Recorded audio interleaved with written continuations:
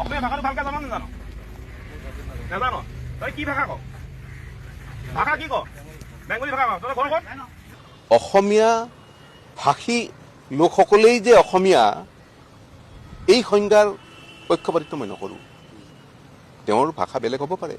এতিয়া নামনি অসমত যদি আপুনি চাবলৈ যায়, নামনি অসমৰ আমি গম পাওঁ, মই গোৱালপাৰাৰ মানুহ, ধুবুৰীত যিটো ভাষা ব্যৱহৃত দোৱান যিটো ব্যৱহাৰ কৰে, গোৱালপাৰা চহৰত অকণমান বেলেগ। গোৱালপাৰা চহৰত যিটো ভাষা ব্যৱহাৰ কৰে, বিলাচীপাৰাত অকণমান বেলেগ। ভাষাৰ তাৰতম্য, ভাষাৰ তফাত থাকিবই। ভাষাৰ ওপৰত ভিত্তি কৰি এজন মানুহ অসমীয়া হয় নে নহয় যদি নিৰ্ধাৰণ কৰিবলৈ যাওঁ, সেয়া বিপদজনক। এই জাতি গঠন প্ৰক্ৰিয়াৰ বাবে সি বৰ বেয়া দিশ, বেয়া কথা। এতিয়া উজনি অসমৰ মানুহখিনি যদি ভাবে যে মই কোৱা মানুহখিনি যদি ভাবে যে তেওঁলোকে কোৱা কথাখিনিয়েই অসমীয়া আৰু তেওঁলোকে কোৱা কথাখিনি অসমীয়া ভাষাখিনি তেওঁলোকে যিখিনি অসমীয়া ভাষা কৈছে সেইটোৱেই প্ৰকৃত অসমীয়া ভাষা, এইটো ভুল কথা হ'ব। আৰু মই আশা কৰোঁ সকলো মানুহে তেনেকৈ নাভাবে, সকলো মানুহে তেনেকৈ নাভাবে। আৰু নিৰ্দিষ্ট কিছু মানুহে কাৰোবাৰ প্ৰৰোচনাত পৰি পেলাই তেনেকৈ ভাবিছে আৰু তেওঁলোকে ভুল পথে ভুল পথে তেওঁলোকে আগবাঢ়িছে। তেওঁলোকৰ চিঞৰ বাখৰ শুনিলে মোৰ দুখ লাগে। তেওঁলোকে ভাবয় যে তেওঁলোকে জাতীয়তাবাদ কি, জাতীয়তাবাদ কেনেকুৱা হ'ব লাগে, তেওঁলোকে জ্যোতিপ্ৰসাদ পঢ়া নাই, তেওঁলোকে বিষ্ণু ৰাভা পঢ়া নাই, তেওঁলোকে ভূপেন হাজৰিকা পঢ়া নাই। জাতীয়তাবাদ কি হ'ব লাগে তেওঁলোকৰ পৰা শিকক।